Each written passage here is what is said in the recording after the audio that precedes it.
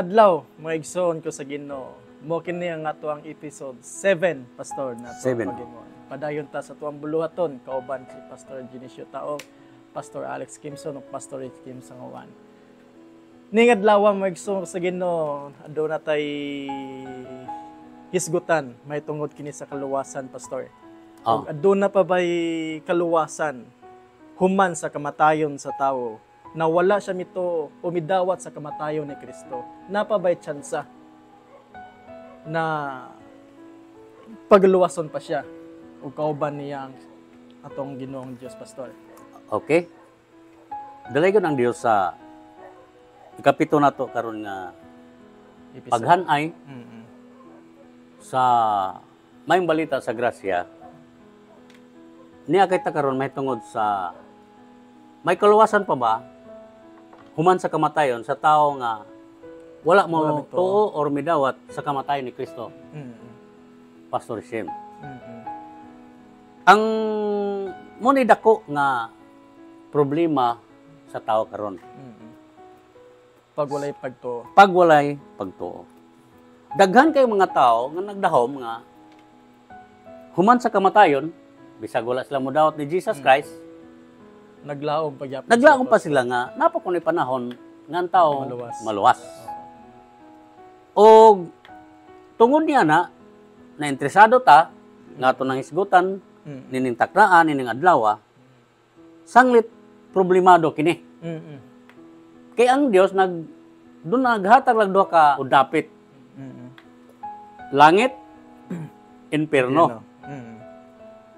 Ang moatog langit, siyempre, ang mga tao Pagtuo. nga, doon ay Diyos. Nakabatong pagtuo. Oh, nakabaton ng pagtuo. Ang moatog inferno, siyempre, ang mga tao nga walay Diyos. Diyos. Oo. Pero kinsa man yung mga walay Diyos? Mm. Kinsa man po ning doon ay Diyos? Mm. Ang doon ay Diyos, sumala na sa tong gingon kanhi, Mm. ang nasa dagit sa Israel nga doon ay Diyos. Mhm. Pero tungod sa may balita sa grasya, Mm-mm. nagtawag ang Diyos og usa ka tawo nga mo si Pablo Pablo. para kanatong mga hintil sa lawas. Mm-mm. Ug ang Dios nagtanyag sa kaluwasan nga walay bayad. Mm-mm. Pinaagi siyang kamatayon dito sa cross sa Kalbaryo nga si Jesus Christ. Bisan to ta nahamulag tungod sa sala, Romans 3:23. Sige. Ah, Pastor. Sanglit nakasalaman ang tanan o nakapsan sa himaya sa Dios. Oh, klaro. Kinsay nakabsan? Tanan. Tanan, Pastor. Mm-mm. Tanan tao tibok sa kalibutan nakabsan sa himaya sa Dios. Nabugto ta ang ato relasyon sa Dios. Wala gig exemption. Oh, wala exemption tungod sa sala. Nahimulag. Oh. Ang nakanindot lang ni Abraham, kay nakakaplag siya sa Dios, pinaagi siyang pagtuo. Mm-mm. Og nakita po sa Dios nga si Abraham ang iyang kasing-kasing Dios nun. Mm-mm. Gitawag siya suma sa Genesis 12. So munang namugna ang Israel nga gikan pod ni Jacob nga sila ray dunay Dios. Aron masabtan sa tanan. Mm-mm. Dayon gawas kanila wala nay Dios. Mm-mm. Sama nato Mm. mga hintil sa lawas. Ang hintil sa lawas unsa tay gingon mga walay Walay Diyos. walay Dios. Walay paglaw. Walay paglaom, lumalangyaw. Mayang-yaw. Apan ang Dios mahigugmaon. Mhm. Iyang gitanyag ang gugma niya Mm-mm. didto ibabaw sa krus, pinagi siyang bugtong anak nga si Jesus Kristo. Christ. Mm. Nagpalansang siya lukat sa atong mga kasalanan. Mm. Og ang iyang hamili nga dugo mo'y hugas sa atong mga pagpang Mm. lapas. Muni mensahe ni Pablo. Mm. Muni rason nga dunay Pablo. Mm. Ang Dios nagtawag siyang Pablo alang kanatong mga hintil sa lawas. Mm. Pero ang Dios po nagtawag po siyang 12 ka apostoles, silang Pedro, Marcos, Lucas, Juan, uban pa, para po sa 12 ka banay sa Israel. Mm. Manang dunay 12 ka apostoles, kay dunay 12 ka banay sa Israel. Now karon, kita karon nga modawat sa grasya ni Kristo, automatic kitang luwas. Mhm. Basa sa Roma 8:9. Apan kamo wala diha sa unod. Inunua anaa kamo sa espiritu kung tinuod man ang espiritu sa Dios nagapuyo diha sa sulod ninyo, ang wala magbaton sa espiritu ni Kristo dili iya ni Kristo. Oh, ang wala magbaton sa espiritu ni Kristo, dili iyan ni Kristo. Mm. Pero ang unang Korinto 6:19, kung iinan niyang Korinto, wala ba mo mahibalo ngayong lawas, templo sa Espiritu Santo, nagpuyo sa sulod? ninyo. But pasabot nga ilang gidawat si Jesus Christ sa iyang kinabuhi. Sa ato pa, ang kaluwasan iyang gihatag libre, walay bayad. So, muna siya nga sa episodos 8, tungod sa grasya kamo na nga luwas. Pinaagi sa pagtuo. Aduna yung kasiguruhan, Pastor. Na Aduna yung pagbuhi kasiguruhan. na siya.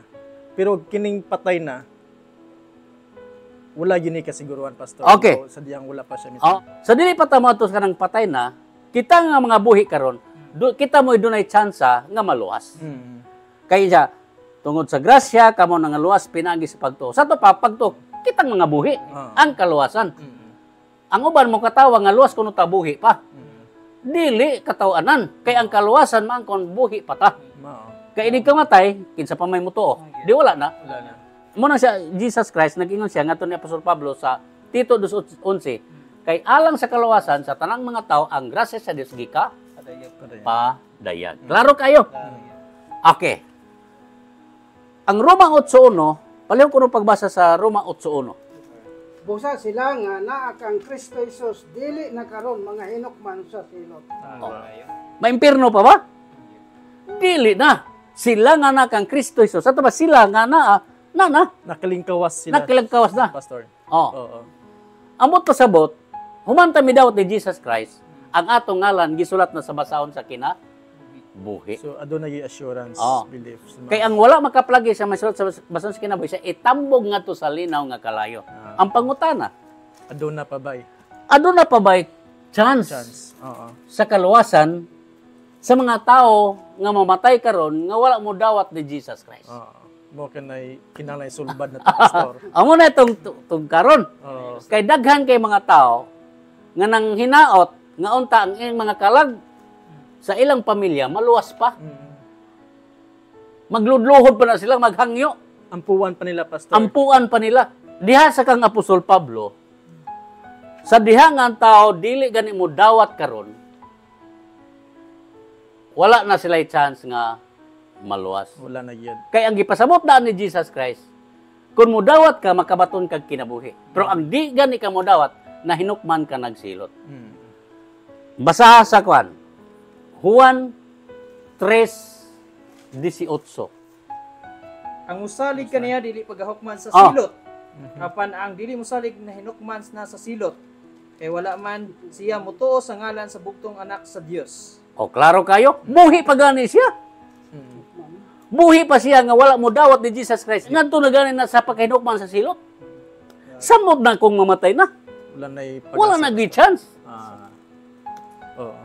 Muna yun si Pablo, today is the day of salvation. 2 Corinthians 6:2. Today. Now na. Kay kung dili gani ka mo dawat karon, walay ugma. Nga naman, kaya ugma ulahin na. Napa ba'y maluwas diri sa Biblia nga human mamatay? Wala. At tuon na to ang Lucas 16. Ang Lucas 16, nagahisgot kini siya sa taong dato og si Lazaro. Og ang taong dato namatay. Si Lazaro namatay. Pareha silang duha namatay. Ang naka-advantage sa ni nakabintahan ni kay sadyang namatay si Lazaro, tuwa siya sa sabakan ni Abraham. Namatay ang taong dato, paingon siya sa Hades, dito sa dapit sa kasakit. Now karon, wala magpasabot nga dato na impyerno o dito sa kasakit.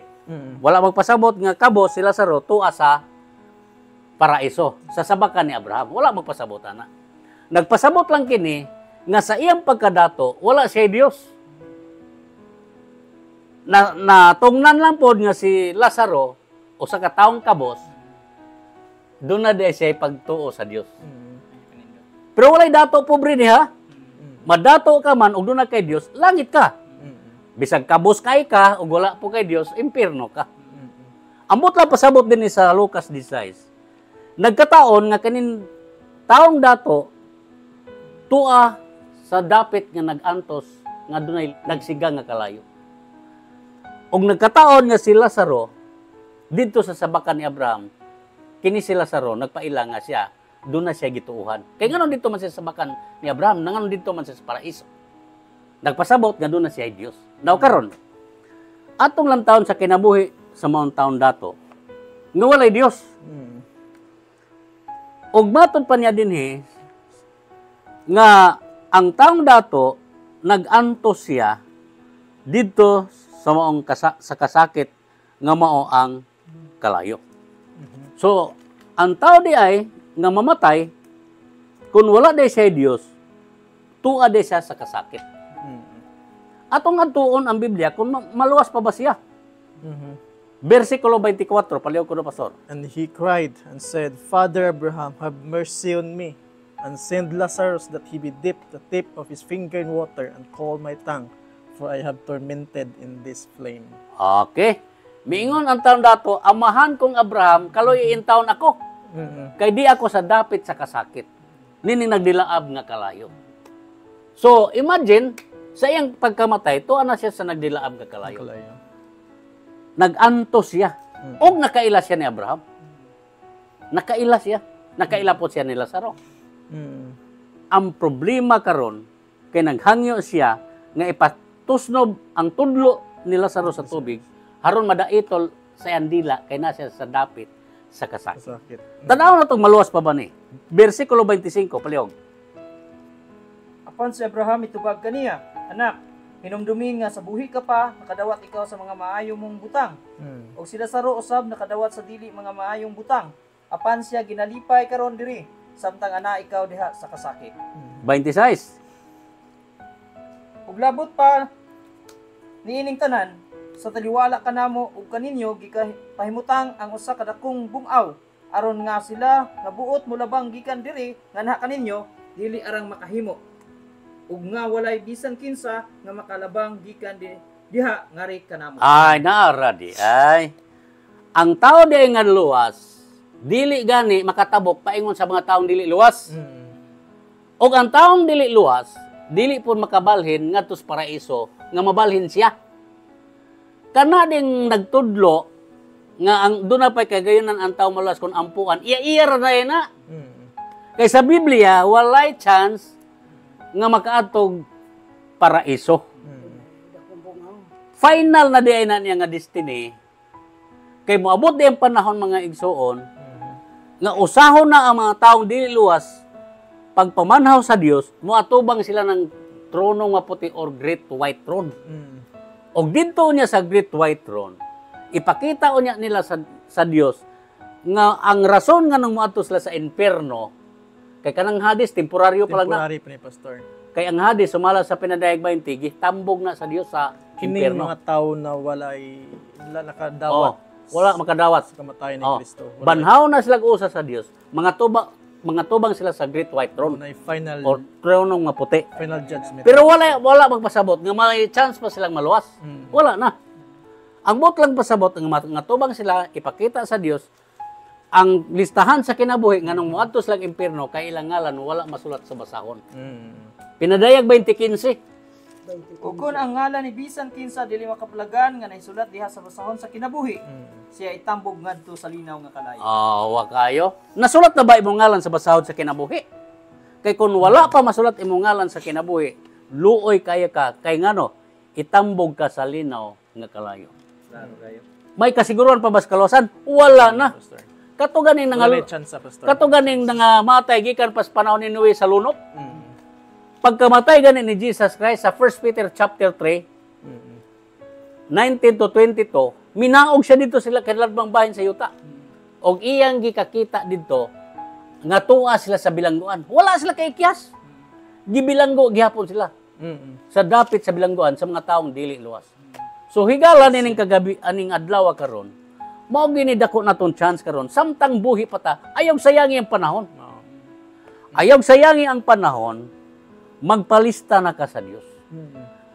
Mudawat na ka sa Dios. Kinsa mailista sa Dios? Ang mudawat niya. Nanabay na lista nga buhi pa? Nana. Human kami dawat ni Jesus Christ. Iyan na kang gilistas diya sa basahon sa kinabuhi.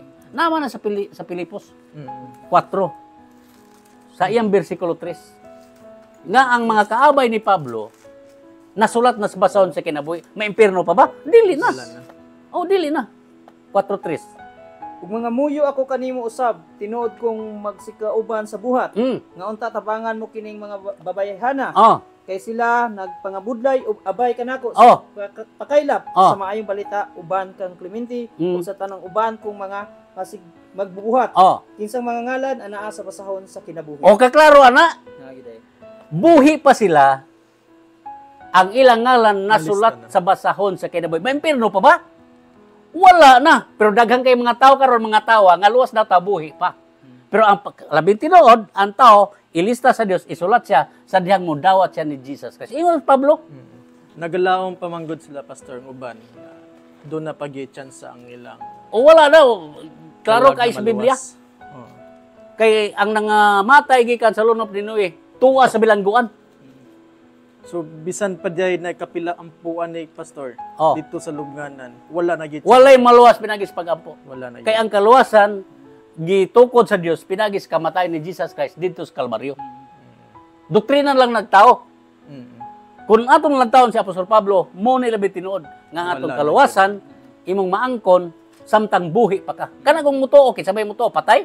Iyon. Ang buhi kay tuod sa grasya kamo oras pinagis sa pagtuo. Sa ato pa ang kaluwasan para sa mga buhi. Ang kaluwasan dili para sa mga taong patay. Munang nindot kayo sa di pa ta mamatay, ato nang nadawat si Jesus Christ ato kinabi. Unang Roma 8:1, sila nga nakang Kristo Jesus dili na mga hinukman sa Silot. o pagkanindot ana di pa ka nga dili na tahinukman sa silot. Mga igsoon makatabang ninyo kini. Ang pulong sa Dios sumala ni Apostol Pablo nga sa atong kinabuhi mga igsoon, imong maangkon ang kinabuhi nga walay katapusan sa diyang imo siyang dawaton karon. Igsoon, hangyoon ka nako. Dawata si Jesus Christ ninintak na karon maging ka Ginoo. Salamat sa mga minsaya akong na dunggan o akong nasayran.